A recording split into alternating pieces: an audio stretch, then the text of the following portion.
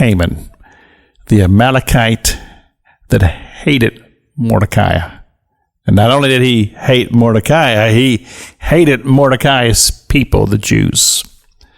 And so he devised a plot that silver would be given to the populace, to those who would rise up and destroy the Jews. And he gave this plan to King Azarias and told King Azarias, these are a rebellious people, and they're going to try to rise up and overthrow your kingdom.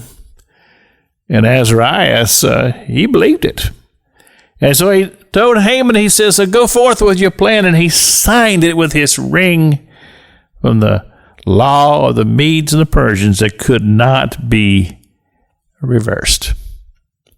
And Haman, he was happy because he had his plan in place. But Haman was a very, very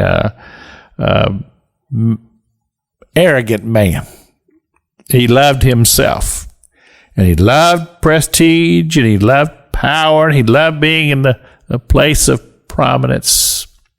And he was on the rise as a man who was in a high position of government.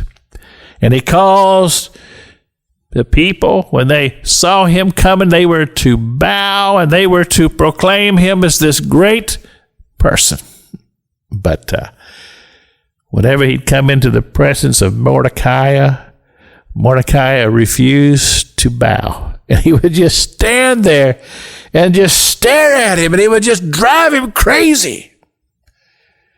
But in the meantime, this message had come to Queen Esther that you're not going to be able to escape this just because you're in the king's palace. And so she sent a message back to Mordecai, and she said, you gather up all your people, and you all begin to fast and pray.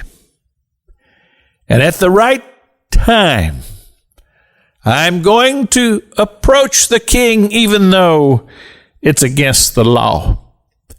And if he doesn't hold out his royal scepter to say that it's okay to be in his presence, then I could be killed.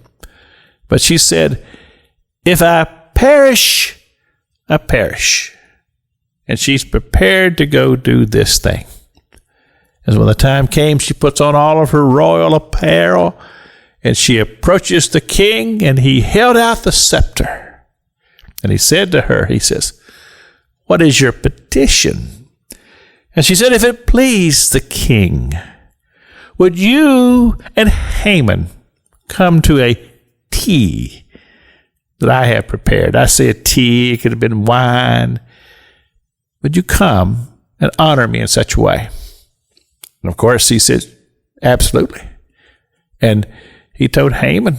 And Haman was so thrilled that the king's wife and the king would invite this thing to him. He was just so very, very proud.